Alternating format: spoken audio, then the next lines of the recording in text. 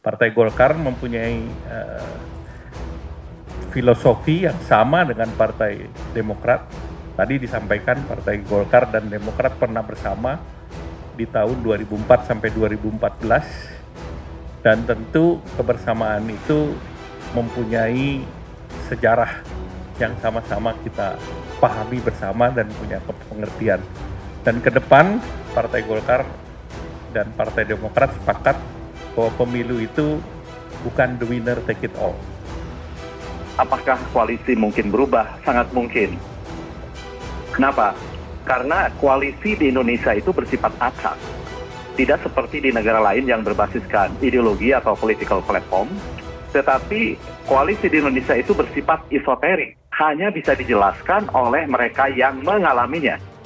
Dan tentunya kami juga telah melakukan komunikasi dan jalinan yang cukup intensif, bisa dikatakan 6 bulan terakhir ini, untuk sama-sama mencari titik temu dan juga kompromi dalam arti bagaimana membangun kebersamaan ke depan. Nah, disinilah tentunya kalau koalisi perubahan itu telah menandatangani piagam. Per hari ini itu yang berlaku. Harus kita syukuri pertemuan kemarin. Jadi pertemuan kemarin adalah pertemuan dua partai politik yang sama-sama punya kedaulatan, sama-sama punya independensi masing-masing, walau keduanya hari ini tempatnya berbeda. Satu di dalam kekuasaan, satu di luar kekuasaan, termasuk ya koalisinya pun berbeda begitu. Itu makanya di awal Mas Ahaye mengatakan kami sekarang sedang membangun kebersamaan dengan koalisi perubahan begitu. Dari sejak awal itu serahkan kepada capres. Ya, ini bagaimana? Kelihatannya pada pendapat saya cocok. Jangan kan Mas Ahaye, lain juga cocok. Partai Demokrat dengan koalisi perubahan. Namun tentu saya menyampaikan bahwa Partai Golkar terus membuka silaturahmi dan dialog dengan partai-partai politik.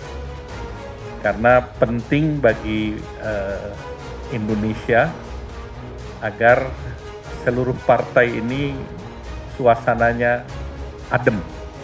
Pak Airlangga memulai dengan kata-kata politics is the art of possibility. Dalam politik, seperti juga sebetulnya dalam kehidupan, segala sesuatunya punya kemungkinan.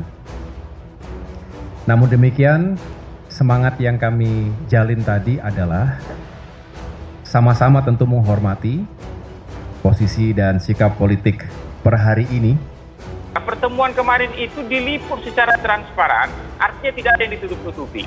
Nah, jadi kalau ditanya posisi Demokrat hari ini di mana, posisi kami konsisten di dalam koalisi perubahan.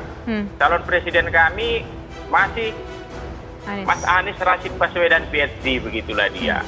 Jadi kalau soal itu gabung-bergabung, mungkin itu baru nantilah. Ini masih di level membuka silaturahmi, dialog begitu, ya.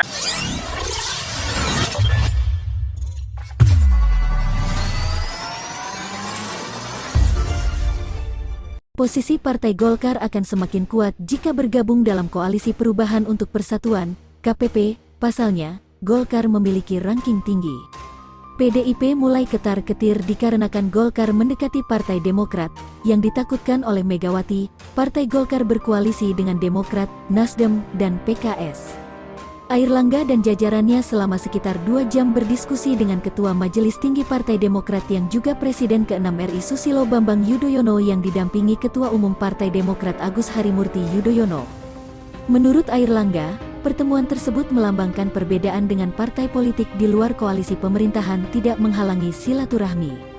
Airlangga pun mengungkapkan bahwa Golkar dan Demokrat mempunyai filosofi yang sama. Mereka juga pernah bersama dalam koalisi parpol pendukung pemerintahan Susilo Bambang Yudhoyono pada tahun 2004 sampai tahun 2014. Dalam pertemuan tersebut juga dibahas upaya mencapai persamaan pandangan agar kinerja pemerintah di bawah kepemimpinan Jokowi bisa dilanjutkan setelah Pilpres 2024. Karena memiliki filosofi yang sama dan pernah bekerja sama di pemerintahan, menurut Airlangga, tak tertutup kemungkinan Golkar berkoalisi dengan Demokrat menghadapi Pilpres 2024. Menurut dia, tak ada hambatan bagi Golkar untuk bekerja sama dengan parpol apapun. Kemungkinan kedua partai berkoalisi pun disampaikan oleh Agus. Mengutip pembicaraan di dalam, Pak Airlangga memulai dengan kata-kata politics is the art of possibility. Dalam politik, seperti juga sama dengan kehidupan, segala sesuatunya punya kemungkinan, ujarnya.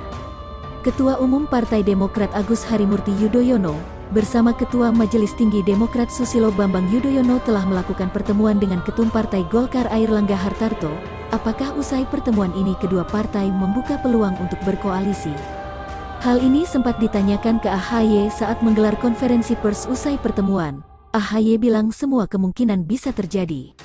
Nah kemudian kalau ditanya tadi apakah kemudian bisa saling bergabung, ya tadi, semua sangat mungkin kalau tujuannya baik dan bersama-sama kita ingin melakukan perubahan, ingin melakukan perbaikan terhadap situasi negeri ini, kata AHY kepada wartawan di Puri Cikeas. Yang terpenting menurutnya, diharapkan para elemen bangsa bisa bersatu. Salah satunya adalah kekuatan politik, hal inilah yang menjadi dasar dilakukan pertemuan politik antar parpol. Maka sangat-sangat diharapkan bersatunya elemen bangsa termasuk kepada kekuatan politik inilah yang sebetulnya terus kita jadikan basis atau fondasi dalam dialog yang kita lakukan dari waktu ke waktu, jelasnya. Inilah sebenarnya indahnya demokrasi multipartai, tapi saya juga tidak berharap terjadi pembelahan yang luar biasa. Tadi Pak Airlangga betul sekali mengingatkan kepada kita semua jangan sampai pemilu 2024 ini seperti ada pembelahan keras antara anak bangsa sendiri, lanjut AHY.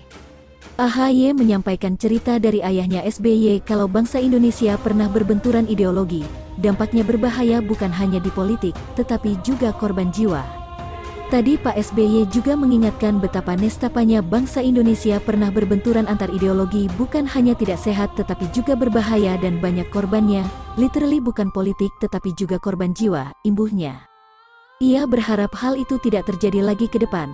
AHY menentang keras adanya upaya menghancurkan persatuan, jangan sampai terjadi lagi dalam sejarah politik bangsa kita atau benturan keras akibat eksploitasi politik identitas. Itu juga tidak boleh, dan kami akan menentang keras apakah radikal kanan radikal kiri apapun yang hanya ingin menghancurkan persatuan di negara kita, sambungnya.